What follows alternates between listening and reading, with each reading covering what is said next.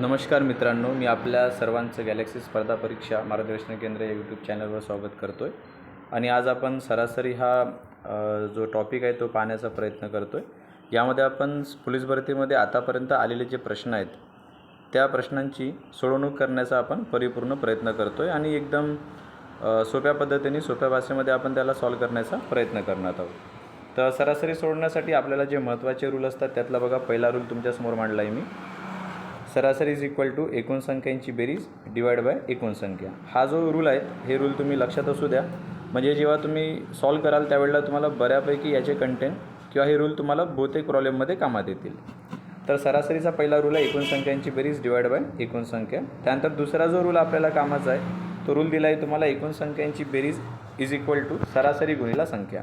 हे दोन्ही रूल तुम्हाला प्रत्येक प्रॉब्लेम म्हणता येईल की प्रत्येक प्रॉब्लेममध्ये पुढे पुढे कामात येणार. तर आपण सरासरीच्या प्रॉब्लेमकडे वळूया. हे दोन रूल तुम्ही लक्षात असू द्या. पुढचा प्रॉब्लेम बघू जो की सरासरीचा पहिला प्रॉब्लेम आहे. हा प्रश्न जो तुम्हाला दिला गेला आहे, हा प्रश्न दिला आहे बघा तुम्हाला 2016 आणि 2017 या वर्षी आलेला हा प्रश्न आहे. आणि यात दिला आहे तुम्हाला की एका वर्गातील 40 विद्यार्थ्यांच्या वयाची सरासरी 10 वर्षे आहे. 40 विद्यार्थी आहेत आणि यांची सरासरी किती वर्ष आहे? 10 वर्ष आहे. त्या शिक्षकाचे वय मिळविल्यानंतर सरासरी 11 वर्षे होते. सरासरी दिली आहे तुम्हाला 11 वर्ष. तर या प्रश्नाला सोडवताना काय महत्त्वाचं आहे बघा, जे मी अंडरलाईन केले त्याच गोष्टी सगळ्यात जास्त महत्त्वाच्या आहेत. आपल्याकडे विद्यार्थी संख्या 40 आहे, त्यांची सरासरी सुरुवातीला 10 दिली आहे तुम्हाला. विद्यार्थी संख्या 10 अवेलेबल आहे. त्यानंतर शिक्षकाचे वय मिळविल्यानंतर सरासरी किती होत आहे? 11 होत आहे. तर आपण जर जुनी सरासरी जर पाहिली तर जी जुनी सरासरी आपल्याकडे अवेलेबल आहे ती जुनी सरासरी तुम्हाला दिसत आहे की 10 वर्ष आहे. जुनी सरासरी 10 वर्ष आहे आणि नवीन सरासरी शिक्षकाचं वय मिळाल्यानंतर नवीन सरासरी 11 वर्ष होत आहे. म्हणजे सरासरी जी आहे ती सरासरी वाढली आहे. आणि सरासरी कितीने वाढली हे जर विचारात घेतलं तर नवीन व्यक्ती आल्यामुळे सरासरी फक्त 1ने वाढली आहे. तर नवीन व्यक्ती आल्यानंतर जर सरासरी फक्त 1ने वाढत असेल, नवीन व्यक्ती आल्यानंतर जर सरासरी 1ने वाढत असेल तर त्यावेळेला उत्तर काढण्यासाठी, याला फाइंड आउट करण्यासाठी आपण सर्व अंकांची बेरीज करतो. तर सर्व अंकांची जर बेरीज करतो म्हटलं तर आपण याला जे नंबर तुम्हाला प्रॉब्लेममध्ये दिले आहेत तेच नंबर तुम्हाला ॲड करत आणावे लागतात, त्यांची बेरीज करावी लागते. तर 40 + 10 आणि शेवटी ॲड करताना तिसरा नंबर फक्त 1 ॲड करायचा.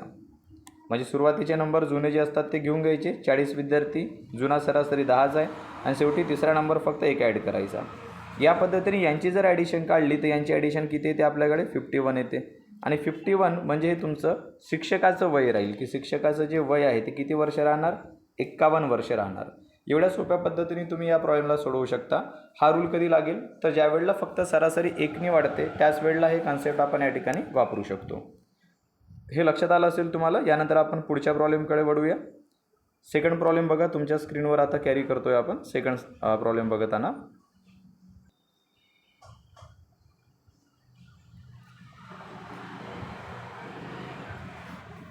बघा दुसरा प्रश्न तुम्हाला दिला गेला आहे.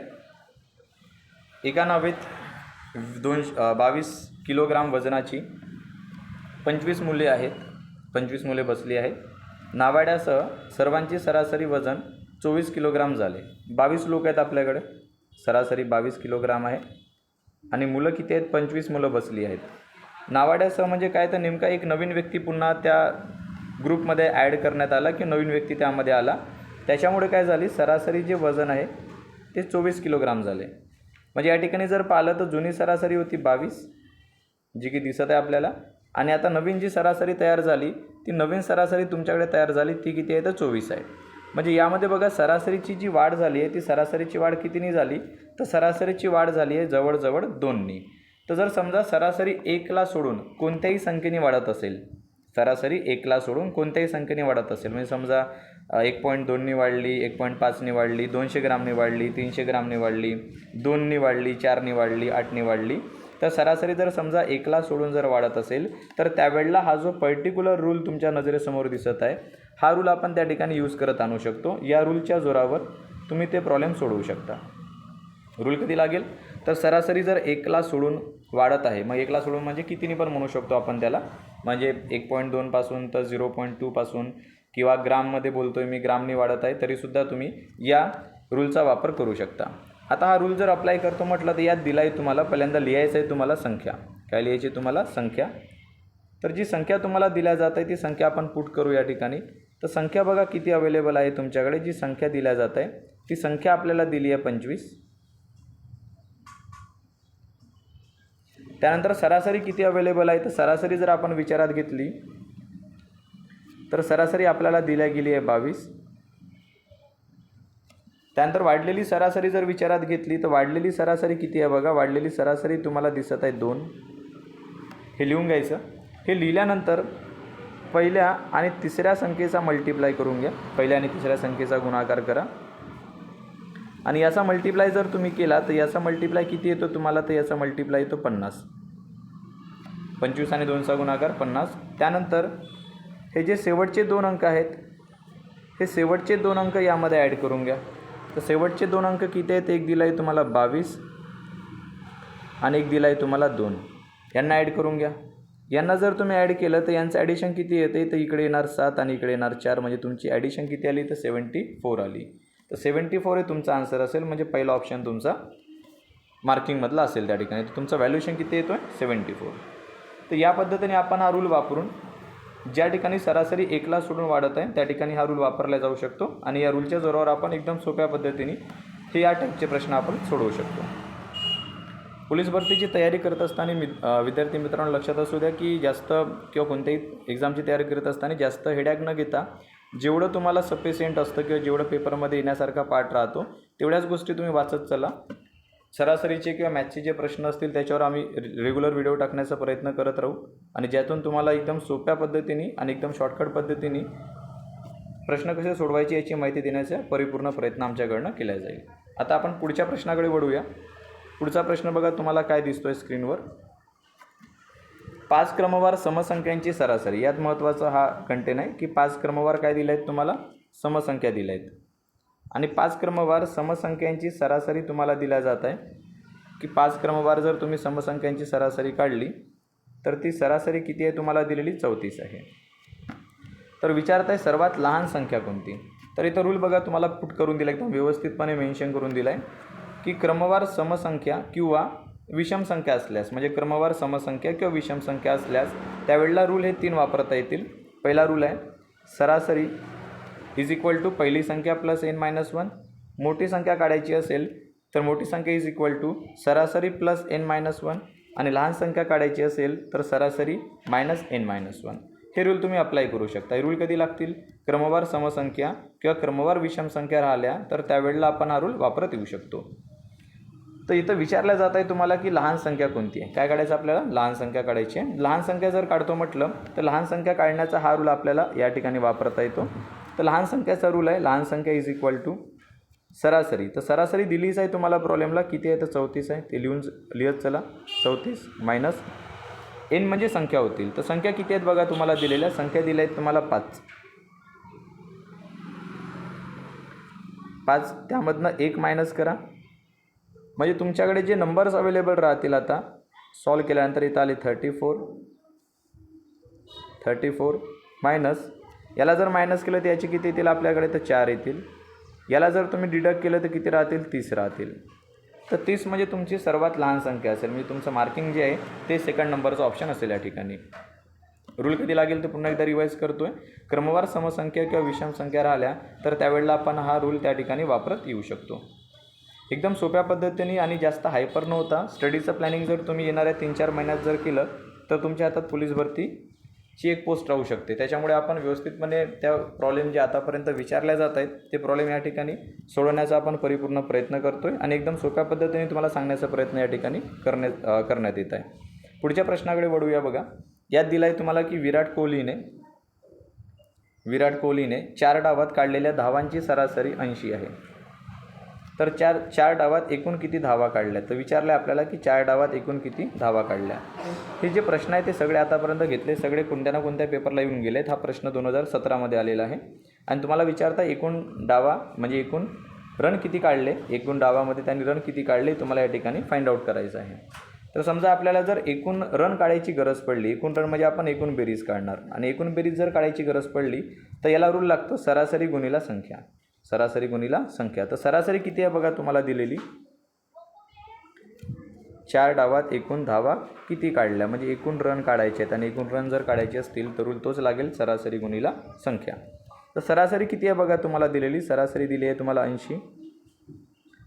त्यानंतर संख्या किती आहे बघा. संख्या दिली आहे तुम्हाला म्हणजे 4 डाव, 4 इनिंग खेळले आहेत त्यांनी. गुणाकारात 4 घ्या. याचा गुणाकार जर केला तर 8 गुणिला 4 32 होतील आणि या शून्य जसा तसं लावून घ्या. म्हणजे या ठिकाणी विराट कोहलीने एकूण 4 डावामध्ये किती रन काढले तर 320 रन काढले. तुमचा आन्सर असेल या ठिकाणी. जर आपल्याला कधी पण एकूण संख्यांची बेरीज काढायची गरज पडली किंवा एकूण रन काढायची गरज पडली तर त्यावेळेला रूल आपण वापरू शकतो, एकूण संख्यांची बेरीज इज इक्वल टू सरासरी गुणिला संख्या. हे सगळे प्रश्न आपण जे डिस्कस करतोय ते कोणत्या ना कोणत्या पेपरमध्ये येऊन गेलेले आहेत, त्याच्यामुळे एकदम व्यवस्थितपणे तुम्ही लक्ष द्या. बहुतेक प्रश्न रिपीटर असतात, त्याच्यामुळे तुम्हाला एक्स्ट्रा काही एफर्ट घ्यायची गरज पडणार नाही. बहुतेक व्हिडिओ आम्ही तुमच्यापर्यंत पोहोचवण्याचा प्रयत्न करू. तुम्ही चॅनलवर जर नवीन असाल तर चॅनलला सबस्क्राईब करून ठेवा, त्याच्यामुळे येणारे व्हिडिओ तुमच्यापर्यंत पोहोचत राहतील. तर पुढच्या प्रश्नाकडे वळूया. पुढचा प्रश्न दिला आहे बघा तुम्हाला. 5 निकालांची सरासरी गुण 46 आहेत. हा विद्यार्थी मित्रांनो 5 नसेल, 5 असेल या ठिकाणी. 5 असेल. 5 निकालांच्या सरासरी गुण 46 आहेत, म्हणजे 5 निकाल दिलेत आणि त्यांची सरासरी तुम्हाला दिल्या जात आहे. किती आहे तर 46 आहे. पहिल्या 4 निकालांची सरासरी 45 आहे आणि पहिले जे 4 निकाल आहेत त्यांची सरासरी दिली आहे तुम्हाला 45 आहे. तर 5व्या निकालांची गुण विचारत आहे की 5व्या निकालाचे गुण किती येणार. आता बघा, जर आपल्याला प्रॉब्लेममध्ये संख्या आणि सरासरी माहिती असतील, जसं या ठिकाणी संख्या माहिती आहे, 5 निकाल म्हणजे संख्या 5 झाली आणि सरासरी किती आहे तर 46 आहे. तर आपल्याला जर संख्या आणि सरासरी माहिती असेल तर याला सोडवत असताना आपण फक्त एकच लॉजिक वापरू शकतो, तो म्हणजे एकूण संख्यांची बेरीज. दुसरं काही डोकं लावायची गरज नाही. संख्या आणि सरासरी जर माहिती आहे तर त्यावेळेला तुम्ही सरासरी गुणिला संख्या करा, सरळ सरळ. तर आपण सरासरी जर घेतली बघा पहिल्या याच्यातल्या पहिल्या लाईनमधले, तर सरासरी किती अवेलेबल आहे आपल्याकडे, तर सरासरी त्यांनी दिली आपल्याला 46.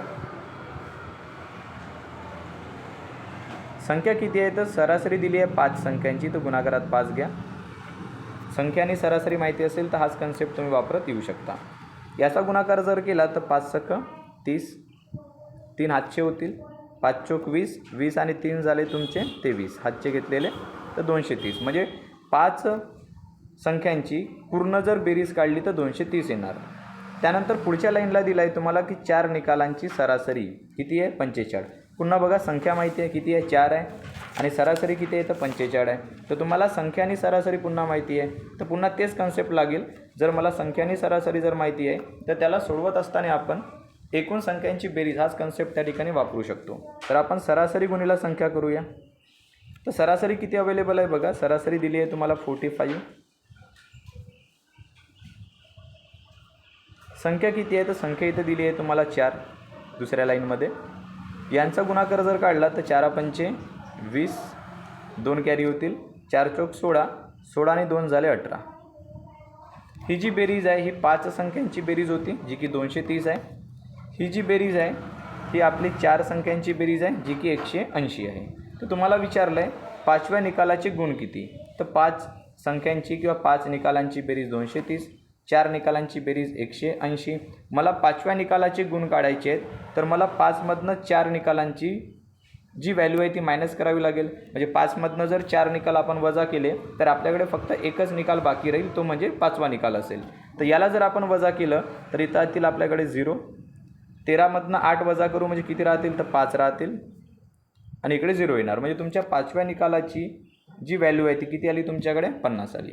तर या पद्धतीने आपण हे प्रॉब्लेम सोडवू शकतो. यात महत्त्वाचं काय होतं की आपल्याला जर सरासरी आणि संख्या माहिती असतील तर याला सोडवत असताना आपण एकूण संख्यांची बेरीज करू शकतो. आणि एकूण संख्यांची जर बेरीज जर करतो म्हटलं तर त्याला आपण एकच कन्सेप्ट वापरू शकतो. ते कन्सेप्ट म्हणजे काय, सरासरी गुणिला संख्या. तर तुमच्याकडे याचं उत्तर आलं आहे 50. हा 2017मध्ये आलेला प्रश्न आहे विद्यार्थी मित्रांनो. आणि असेच प्रश्न जे आतापर्यंत विचारले जात आहेत किंवा विचारले गेलेले आहेत पेपरमध्ये, त्याचे डिस्कशन आपण या यूट्यूब चॅनलवर करण्याचा प्रयत्न करणार आहोत. त्यानंतर पुढच्या प्रॉब्लेमकडे वळूया. एक महत्त्वाची सूचना तुम्हाला द्यायची की आपण पोलीस भरतीला विचारात घेऊन 11 मार्चपासून एक नवीन बॅच सुरू केली आहे. आणि या बॅचेसमध्ये आपण विद्यार्थ्यांसाठी काही ऑफर दिले आहेत, ज्यामध्ये विद्यार्थिनी जी आहेत, जे महिला आहेत, मुली आहेत, त्यांना जवळजवळ 70% सूट दिल्या जात आहे. त्यांना जवळजवळ आपण 70% सूट देतो आहे. आणि जे बॉईज आहेत त्यांना जवळजवळ 60% सूट दिल्या जात आहे. आणि 11 मार्चपासून म्हणजे आता नुकताच बॅच सुरू झालेली आहे. जर तुम्हाला जॉईन करायचं असेल तर तुम्ही या बॅचेसला जॉईन करू शकता.